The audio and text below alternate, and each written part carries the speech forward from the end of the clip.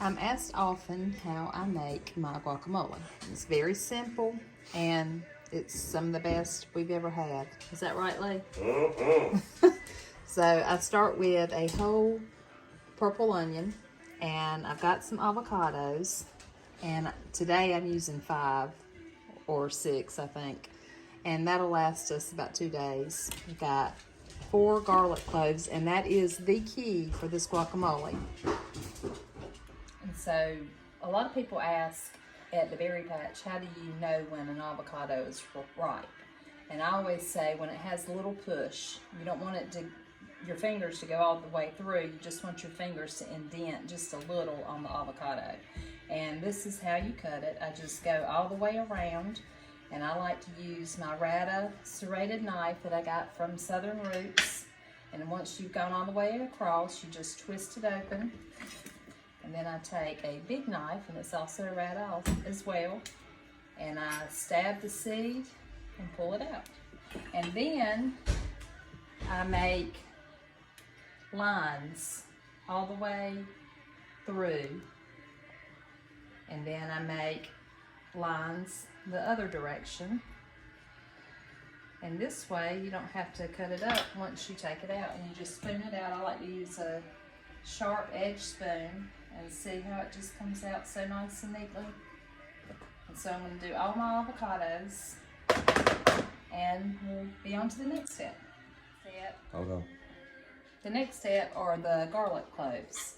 So I do 4 for 6 avocados. You don't have to do that many, but it does enhance the flavor, and it really makes all the difference. So I'm just going to press these, and I like to use a press because it's so much easier. And I'll just flip that open and pull out what didn't go through the press, and I'll continue to mash the rest of this garlic.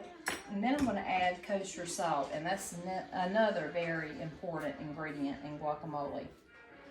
Regular table salt, to me, doesn't have the flavor that you need for the guacamole. The next are limes. You want to use fresh lime juice, not anything in a jar. And it's really to taste. Limes sometimes have a lot of juice, sometimes they just have a little. So do give them a little roll before you cut them. And I'm going to squeeze 2, and it's really to taste. So you want to use 2, you want to use 3, a little less, it's up to you. Usually I end up using 3. But the older the limes, the softer they are, and the same thing with lemons, the more juice that you get out of them. All right, so the next ingredient is a fresh jalapeno. And yeah, I went to the store and just bought 2 jalapenos.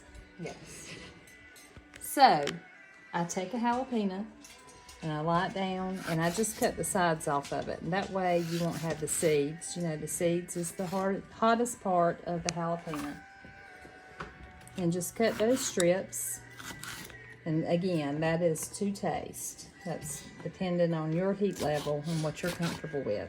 And so I'm going to cut it in chunks.